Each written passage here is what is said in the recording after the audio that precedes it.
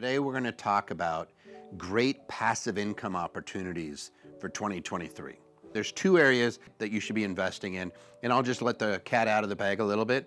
Bread and butter real estate and really good dividend paying companies. What we have is a huge amount of demand in real estate. In fact, by all estimates, it's more than 5 million units underbuilt. It means that people need a place to live. What wins that game is slow and steady investing over a long period of time. And cash flow, stock market investing never gets old. I call it being a stock market landlord. Not only can you get those dividends, but if you want to spend a little bit of time and you learn how to do a covered call, you'll be a stock market landlord. You'll make money twice on the same stock. And I would encourage you for 2023 to jump into those two areas, your bread and butter real estate and your bread and butter stock investments. And if you want to know more, by all means, check out my YouTube channel or go to infinityinvesting.com.